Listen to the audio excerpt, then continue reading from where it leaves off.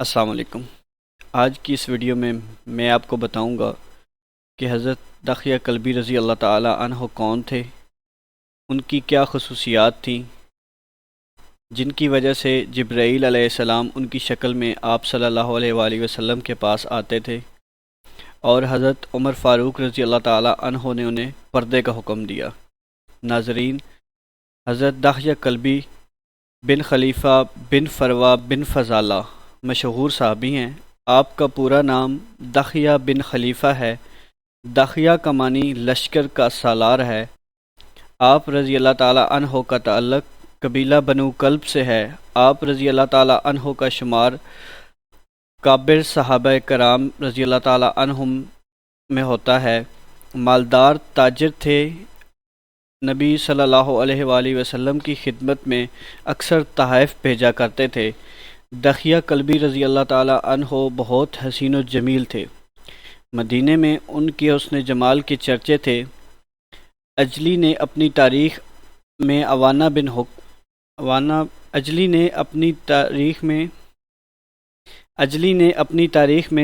بن حکم سے روایت کی ہے اور کہا، دخیہ کلبی رضی اللہ تعالی عنہ اجمل الناس، یعنی لوگوں سے زیادہ حسین ہیں۔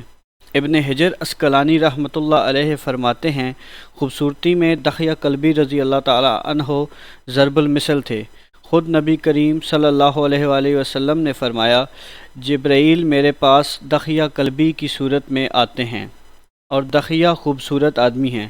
اس روایت کو طبرانی نے روایت کیا ہے۔ حضرت دخیہ کلبی رضی اللہ تعالی عنہ نہایت خوبصورت تھے۔ تفسیر نگار لکھتے ہیں کہ آپ کا حسن اس قدر تھا کہ عرب کی عورتیں دروازوں کے پیچھے کھڑے ہو کر، یعنی چھپ کر، حضرت دخیہ کلبی رضی اللہ تعالی عنہ کو دیکھا کرتی تھیں، لیکن اس وقت آپ مسلمان نہیں ہوئے تھے۔ مفتی طارق مسعود صاحب کہتے ہیں کہ آپ اتنے حسین تھے کہ حضرت عمر فاروق رضی اللہ تعالی عنہ نے آپ سے فرمایا کہ جب آپ مدینے میں داخل ہوا کرو تو پردہ کیا کرو، کہیں مدینے کی عورتیں آپ کو دیکھ کر فتنے میں نہ پڑ جائیں۔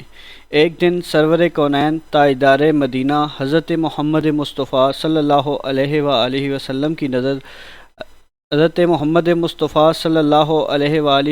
نظر حضرت دخیہ کلبی پر پڑی۔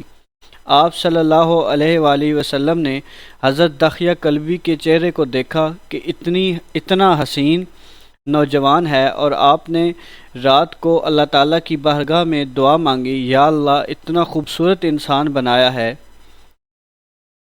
آپ نے رات کو اللہ تعالیٰ کی بارگاہ میں دعا مانگی، یا اللہ اتنا خوبصورت نوجوان بنایا ہے، اس کے دل میں اسلام کی محبت ڈال دے، اسے مسلمان کر دے، اتنے حسین نوجوان کو جہنم سے بچا لے۔ رات کو آپ صلی اللہ علیہ وآلہ وسلم نے دعا مانگی۔ صبح حضرت دخیہ کلبی رضی اللہ تعالی عنہ آپ صلی اللہ علیہ وآلہ وسلم کی خدمت میں حاضر ہوئے۔ آپ غزوہ بدر سے پہلے اسلام لائے، مگر اس غزوہ میں شریک نہ ہوئے۔ آپ رضی اللہ تعالی عنہ ایک تاجر تھے، اور جب بھی تجارتی قافلہ مدینے کی طرف آتا تو مدینے کے لوگ وہاں اس قافلے کو روک لیتے اور آپ سے سامان خرید لیا کرتے۔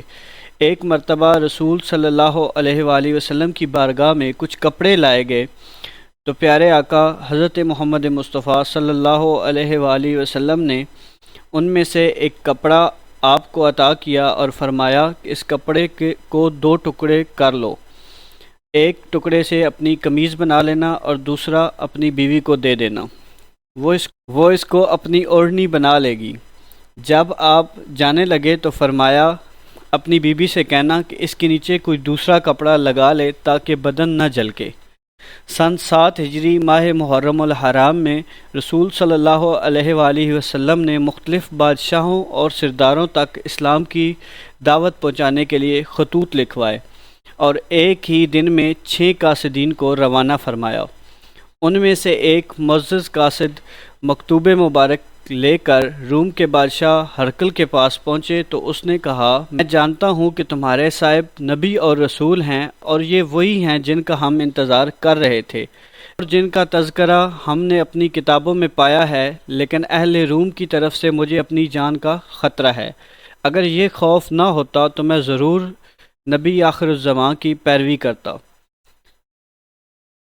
تم زغاتر نامی راہب کے پاس جاؤ اور اس سے یہ باتیں بتاؤ۔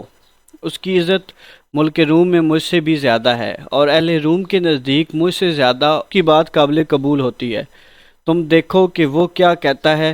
محترم قاصد نے رسول صلی اللہ علیہ وآلہ وسلم کے پیغام کو راہب تک پہنچایا تو اس نے کہا، تمہارے صاحب نبی ہیں، اللہ کی طرف سے بھیجے گئے ہیں، ہم ان کے اوصاف کی وجہ سے ان کو پہچانتے ہیں، ہم نے ان کا نام اپنی کتابوں میں دیکھا ہے۔ یہ کہہ کر اس راہب نے اپنا سیاہ لباس اتار کر سفید پوشاک زیب تن کی، پھر عبادت خانے میں جا کر اہل روم سے کہا، ہمارے پاس محمد رسول صلی اللہ علیہ وآلہ وسلم کا مکتوب آ چکا ہے جس میں انہوں نے ہمیں دین الہی کی جانب بلایا ہے۔ میں گواہی دیتا ہوں کہ اللہ کے سوا کوئی معبود نہیں، اور گواہی دیتا ہوں کہ محمد صلی اللہ علیہ وآلہ وسلم اللہ کے رسول ہیں۔ اتنا سننا تھا کہ قوم نے اس راہب پر یکبارگی حملہ کر دیا اور مار کر اس راہب کو شہید کر دیا۔